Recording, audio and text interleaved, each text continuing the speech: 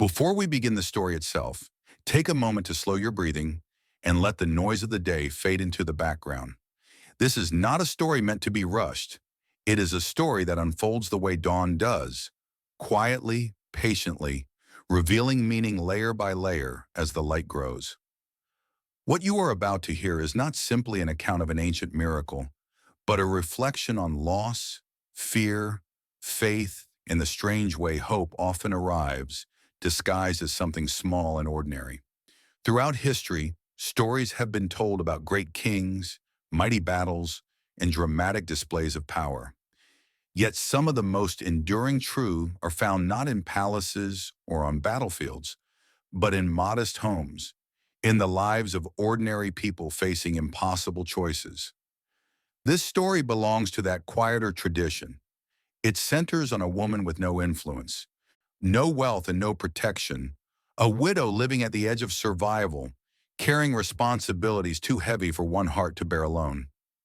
At its core, this is a story about emptiness. Empty hands, empty vessels, an empty future as it first appears. But it is also a story about what happens when emptiness is not hidden or denied, but brought honestly before God. It asks a timeless question.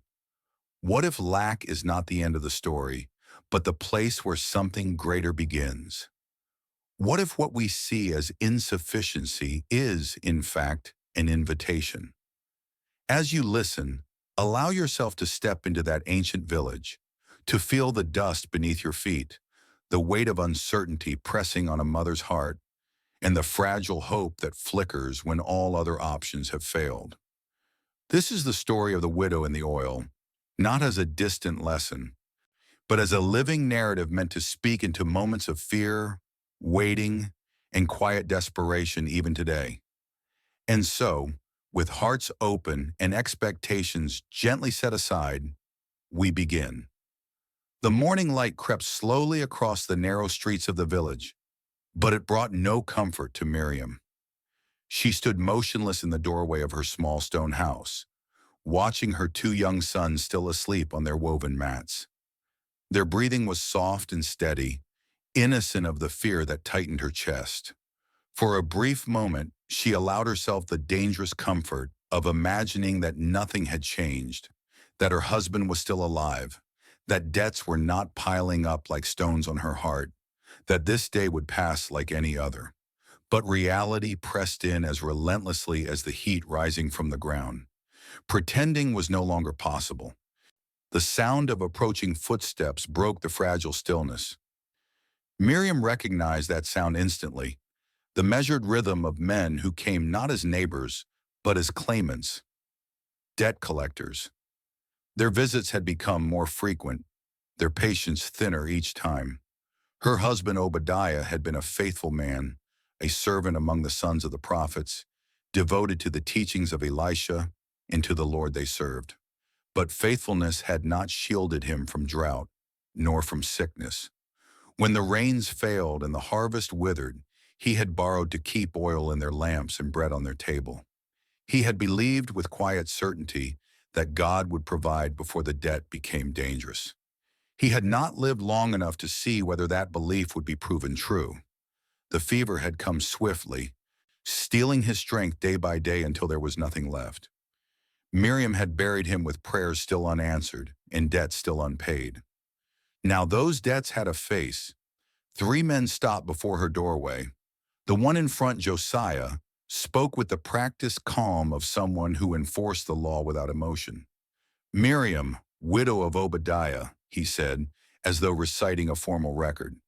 "The time for repayment has passed. Your husband's debts must now be settled." Miriam swallowed, her mouth dry. She had rehearsed these words many times, yet they still felt fragile when spoken aloud. She begged for more time, explaining again that she had nothing left to sell, nothing of value, no means to repay what was owed. Josiah listened without anger, without sympathy. When she finished, he responded with the unyielding certainty of law. Time, he explained, was not free. Patience did not feed creditors' families. There was, however, a provision. Her sons could be taken as servants. 7 years of labor would settle the debt. The word struck her like a physical blow. 7 years. Aaron was only 10, Micah barely 8. By the time they returned, their childhood would be gone, their faces perhaps unfamiliar to her. She clutched the door frame to steady herself as the men explained they would return at sunrise. They offered one night for goodbyes, one night before her family would be torn apart. When they turned and walked away, dust rising beneath their sandals, Miriam sank to her knees. The weight of despair pressed down so hard she could scarcely breathe. Behind her, her son stirred, unaware that the world they trusted was collapsing. Miriam wiped her face and forced herself to stand. As the sun climbed higher, despair gave way to memory. She remembered something Obadiah used to say in moments of uncertainty, words shaped by years of learning at the feet of prophets. When there is nowhere left to turn, turn upward. Elisha was still nearby, still teaching, still speaking of a God who provided in impossible ways.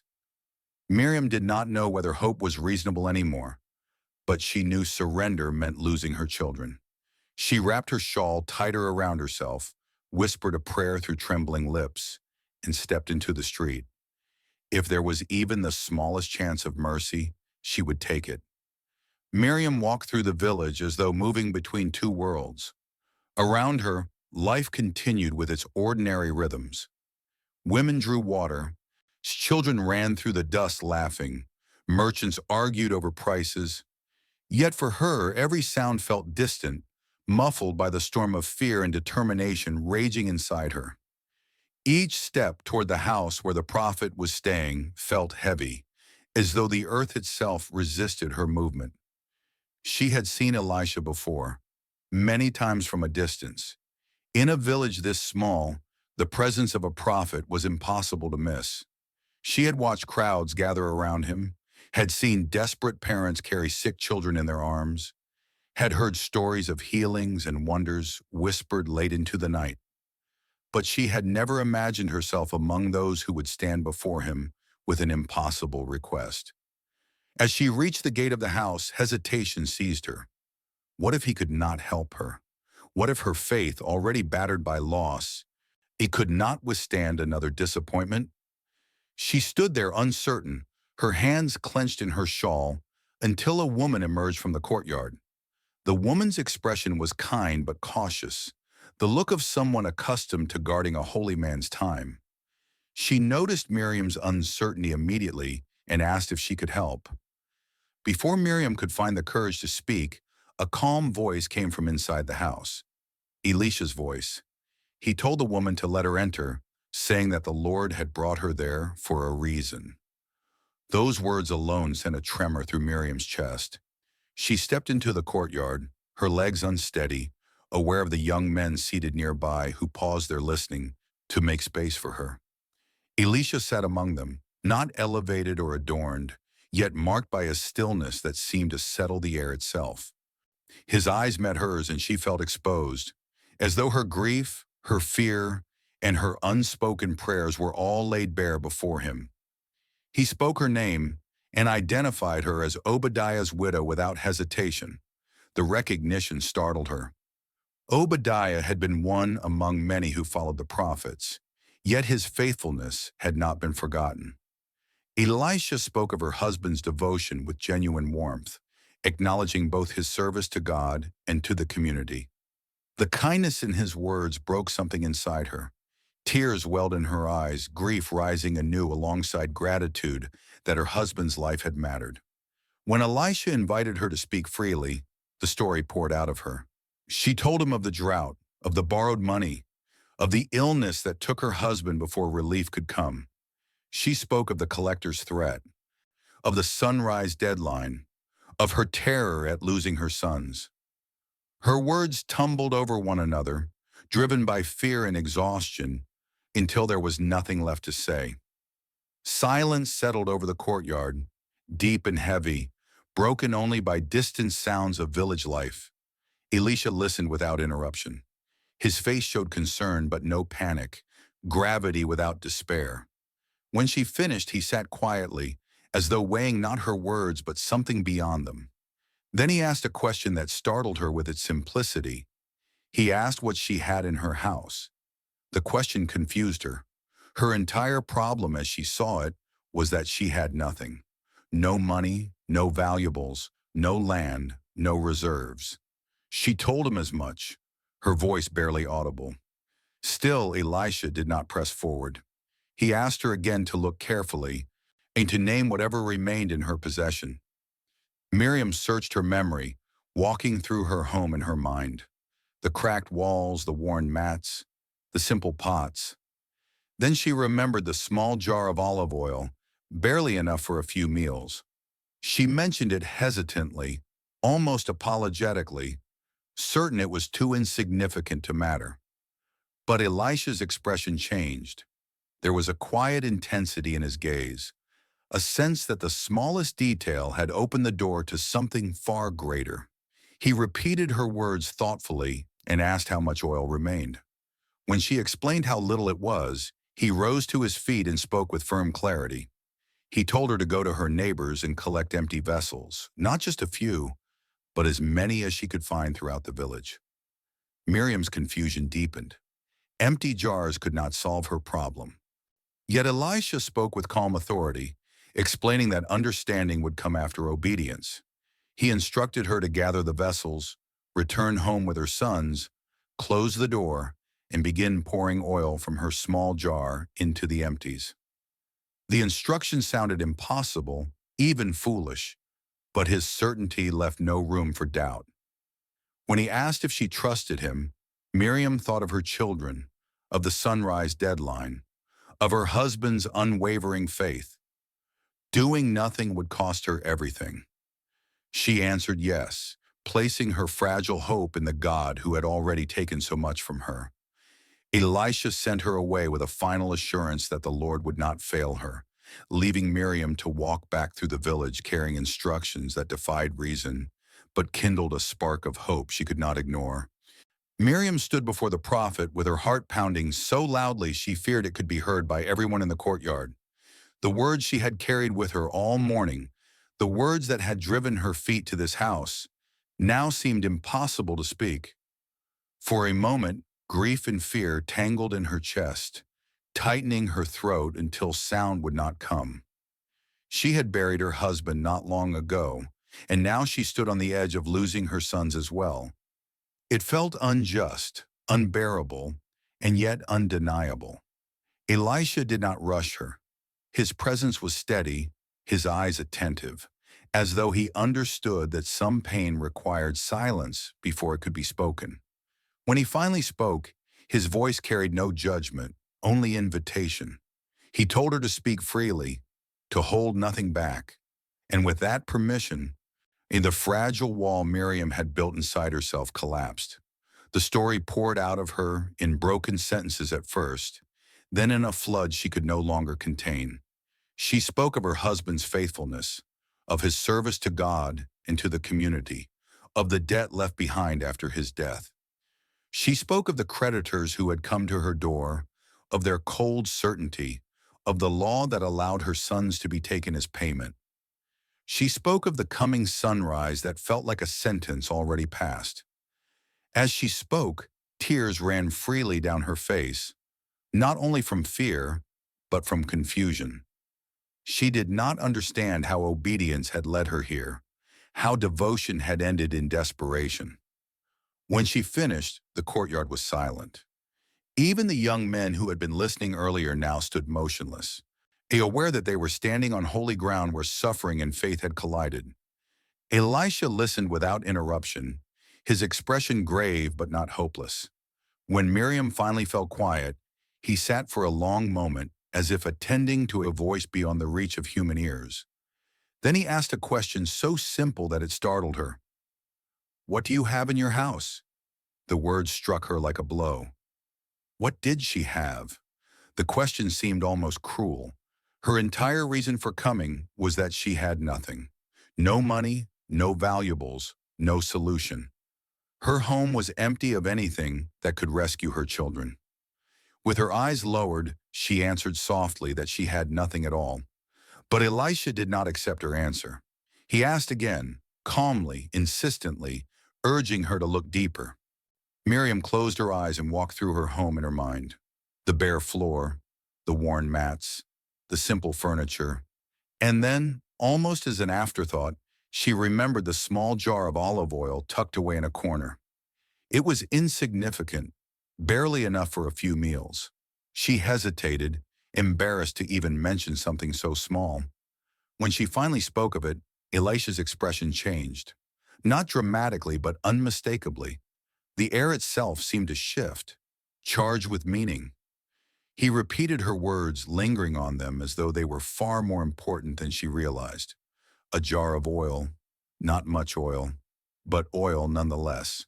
Then came the instruction that made no sense at all.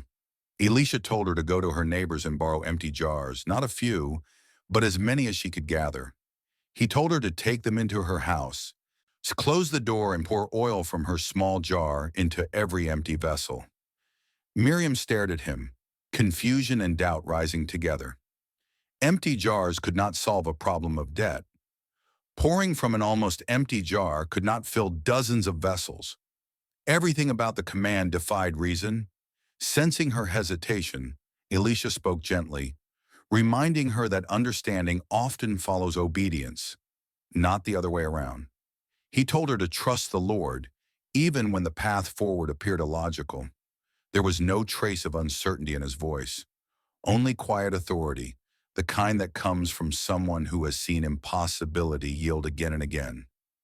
Miriam looked at him, searching for madness, for exaggeration, for any sign that this was folly. Instead, she saw absolute confidence. This was a man who expected God to act, who lived as though miracles were not rare interruptions, but natural responses to faith. When he asked her if she trusted him, the answer rose from a place deeper than fear. She thought of her sons. She thought of her husband.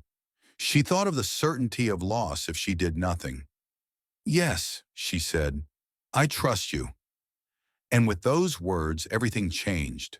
The first jar filled more quickly than Miriam had imagined, so quickly that her mind refused to accept it at once. She watched the oil rise inside the clay vessel, the surface trembling slightly as it reached the rim, shining in the dim light of the room. For a brief moment, she forgot to breathe. Her hands tightened around the small jar she was holding, and her heart pounded so loudly she was certain her sons could hear it. This was not how things were supposed to happen. Oil was meant to run out. It always had. Yet here it was, complete and full, as though emptiness had never existed. Aaron broke the silence first. With careful hands, he lifted the filled jar and set it aside, his movements slow and deliberate. He did not speak, afraid that words might disturb whatever fragile wonder was unfolding. He replaced it with another empty vessel, glancing at his mother with wide eyes, silently asking if he should continue. Miriam nodded, unable to trust her voice. Her hands trembled as she tilted the jar again. The oil flowed once more, smooth and uninterrupted. It did not hesitate, did not falter, did not thin. It poured as if guided by an unseen hand, filling the second jar just as fully as the first. Micah stepped closer, drawn by the quiet power of the moment. He crouched near the vessels, watching the oil climb the sides of the jar, his small fingers gripping the edge of the clay. Awe silenced him. This was no longer something he could explain away as coincidence or imagination. Jar after jar was brought forward. Each time, Miriam expected the flow to slow, for the jar in her hand to feel lighter, for the miracle to reveal its limit. But the oil remained steady, faithful, unchanging. The room began to transform before their eyes. What had been crowded with emptiness now glistened with abundance. The air grew thick with the warm, earthy scent of oil, and the fading sunlight reflected softly off the filled vessels, casting gentle highlights along the walls. As she poured, memories rose unbidden in Miriam's heart. She saw Obadiah as he had been in life, humble and steadfast, serving quietly without complaint. She remembered nights when food had been scarce and he had prayed anyway, trusting God even when the outcome was uncertain. With every filled jar, it felt as though his faith was speaking again, alive and active, filling the silence he had left behind. This provision did not feel sudden or random. It felt earned through years of obedience and unseen sacrifice. Aaron's confidence grew with each vessel filled. His movements became quicker, more assured, as he carried jars to the side and returned with new ones. Micah followed him now, bringing smaller containers, careful not to spill or stumble. Fear, once etched into their faces, began to loosen its grip. In its place grew wonder, then hope, and finally something close to joy. They were no longer counting what they lacked. They were witnessing what they had been given. Time seemed to stretch and blur. The sun sank lower. Shadows lengthened across the floor, yet the oil continued to flow without change. Miriam's arms ached, her shoulders burned, but she did not stop. Each pour felt purposeful, each filled jar a confirmation that obedience had opened the door to abundance. This was not magic, and it was not chance. It was provision answering faith. At last, Aaron paused. He looked around the room, his breath catching as he took in the sight of filled jars lining the walls, stacked carefully wherever space allowed. In a voice barely above a whisper, he said there were no more vessels. Miriam froze, her hands still tilted, the final jar held ready beneath the stream. For a heartbeat that felt endless, nothing happened. Then as the last jar stood complete, the oil slowed and stopped. As gently and precisely as if it had been waiting for that moment. The sudden stillness was overwhelming. Miriam straightened slowly, her hands empty now, her body trembling. All around them stood the evidence of what had just occurred, silent and undeniable. What had begun with a single small jar had filled every empty vessel they could gather. Miriam sank to her knees, tears spilling freely at last. Gratitude and relief broke through her restraint, and she whispered prayers of thanks between sobs. Her sons knelt beside her, sensing the weight of the moment even if they could not yet grasp its full meaning. In that quiet room, surrounded by abundance where there had once been fear, their lives had irrevocably changed. The night passed in a silence unlike any Miriam had known before. Sleep came only in brief moments, broken by the weight of what surrounded her. Even in the darkness, she could sense the presence of the jars, standing full and steady throughout the room. Each time she opened her eyes, she was half afraid the miracle might fade with the light. That morning would reveal nothing more than empty clay and foolish hope. Yet when dawn finally crept through the window, the oil was still there, unchanged, waiting. Miriam rose slowly, her body heavy with exhaustion, her heart pounding with resolve. Elisha's words returned to her with clarity now, no longer distant or uncertain. She was to sell the oil, repay the debt, and live on what remained. The path forward, once hidden, now lay open before her. She wrapped herself in her shawl and began to prepare for the day, careful and deliberate, as though even her movements should honor what had been given. Aaron and Micah awoke soon after, their eyes widening as they took in the sight once more. The fear that had haunted them for so long did not return. Instead, a quiet seriousness settled over them. They understood in their own way that what had happened was not meant to be hoarded or hidden. It was meant to be acted upon. Together they began lifting the jars, testing their weight, marveling at their fullness. Miriam instructed them gently, reminding them to move carefully, to treat each vessel with respect. As the sun rose higher, Miriam opened the door. The village was already stirring. Neighbors glanced toward her house, curiosity flickering across familiar faces. They had watched her gather empty jars in desperation the day before. Now they saw her emerge with purpose. She did not speak of what had happened inside her home. She simply began the work that obedience required. The oil was taken first to the merchants, men accustomed to scarcity and negotiation. They examined the jars closely, dipping fingers, assessing quality. Their expressions shifted from routine indifference to quiet surprise. This was good oil, pure and abundant, more than a widow in her position should possess. Questions hovered in the air, but Miriam answered little. She stated her price, fair and honest, and to her own astonishment, it was accepted without argument. Jar by jar, the oil was sold. With each exchange, Miriam felt the invisible weight pressing against her chest begin to lift. Coins filled her pouch, heavy and real, not imagined or promised, but tangible proof that provision had followed obedience. When the last jar was sold, she stood quietly for a moment, steadying herself. For the first time since Obadiah's death, she could breathe without fear tightening her chest. She went next to the creditor. The man who had once seemed so imposing now looked smaller, his authority diminished by the certainty in her step. Miriam placed the full payment before him, every measure accounted for. He counted it carefully, his expression unreadable, then nodded. The debt was settled. Her sons were free. No words of apology or explanation were offered, nor were they needed. What had once threatened to destroy her family had been undone completely.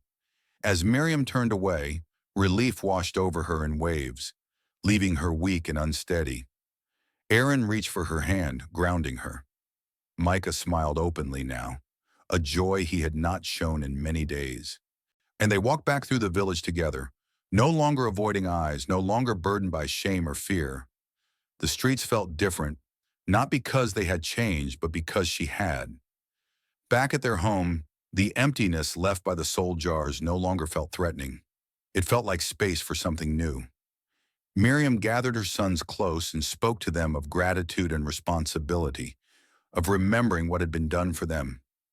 This provision was not an ending, but a beginning. They were to live carefully, wisely, trusting not in what they could see, but in the God who had seen them when they were most vulnerable. That evening, as the sun dipped once more below the horizon, Miriam sat quietly, her heart full and steady. Loss had brought her to the edge of despair, but obedience had carried her beyond it. The jars were gone, the debt was paid, and her sons were safe. What remained was a quiet, enduring faith, rooted not in fear, but in the certainty that when emptiness was offered in trust, it could be filled beyond measure. Morning arrived with a gentle, almost reverent light, as though the sun itself approached Miriam's home with respect for what had happened there. When she opened her eyes, the first thing she saw was not the ceiling of her modest house, but rows upon rows of clay vessels, each one filled to the brim with rich, golden oil. For a moment she lay still, wondering if the night before had been nothing more than a desperate dream born from fear and exhaustion. But the scent of fresh olive oil in the air told her the truth. The miracle had not faded with the darkness. It remained. Aaron and Micah were already awake, sitting quietly among the jars, afraid to touch them, as though they might vanish if disturbed. Their faces carried a mixture of awe and disbelief, the kind that children feel when something impossibly good happens to them. "Mother," Aaron whispered, his voice trembling slightly, "it's still here." Miriam knelt beside him and placed her hands on the cool clay of one vessel, then another. "Yes," she said softly, tears filling her eyes. "It is still here, all of it." Micah, ever the dreamer, spoke next. He said he had dreamed of oil flowing endlessly, filling jars taller than houses, turning into streams that ran through the village streets. Miriam smiled at his imagination, but deep in her heart, she recognized the truth hidden in his words. What had happened in their home was not small. It was abundance overflowing a life that had known only lack. It was provision that reached beyond survival and into the future. As the morning settled, a knock came at the door. Miriam's heart stirred, not with fear this time, but with expectation. When she opened it, she saw Elisha standing in the courtyard, calm and composed, as if miracles were as ordinary to him as breathing. She bowed in gratitude and invited him inside. His eyes moved over the vessels, taking in the evidence of God's faithfulness, and though he showed no shock, there was quiet approval in his gaze. He asked her to tell him what had happened, and Miriam spoke, recounting every detail. The borrowed jars, the closed door, the first hesitant pour, the growing wonder as vessel after vessel filled. She told him how the oil stopped only when there were no empty jars left. Elisha listened carefully, then asked her what she understood from it all. Miriam paused, then answered with humility and clarity. She spoke of God's care for the widow and the orphan, of provision that exceeded expectation, and of a miracle limited not by God's power, but by human readiness to receive. Elisha nodded and affirmed her understanding, instructing her to sell the oil wisely, pay her debts, and live on what remained. No sooner had the prophet left than the sound of approaching footsteps echoed down the street. Miriam recognized them immediately. The debt collectors had returned, just as they promised. But this time, fear did not rise within her. She stepped forward with steady resolve and told them she would pay what was owed. Their disbelief quickly turned to astonishment when they saw the oil, tasted its quality, and realized its value. What had once seemed impossible was now undeniable. The debt that had threatened to steal her children was erased. In the days and weeks that followed, Miriam sold the oil gradually, just as Elisha had advised. Merchants sought her out, drawn by the purity of her product and the quiet confidence with which she conducted herself. She paid every debt in full, secured a home for her family, and ensured her son's future. The oil did not merely rescue them from crisis. It sustained them for years to come. As time passed, Aaron and Micah grew into men shaped by the memory of that night. They told their children of the moment when emptiness became abundance, when their mother poured from a jar that should have been empty and watched heaven respond.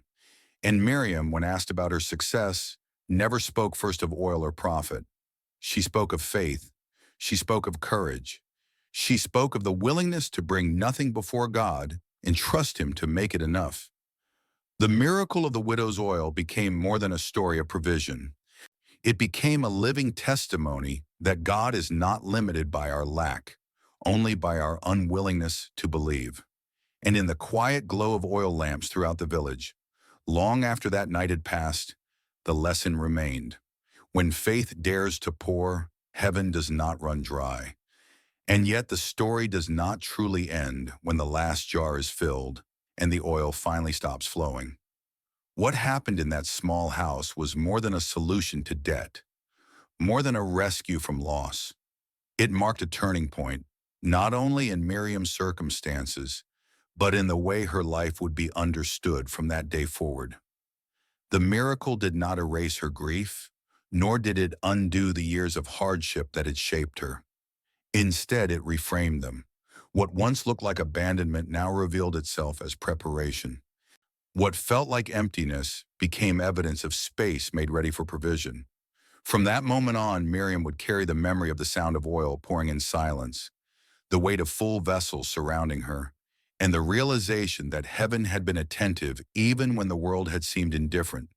Her sons would grow up not merely knowing that God provides, but remembering the night they saw it with their own eyes, when faith was no longer an idea but an action, repeated again and again with every empty jar brought forward.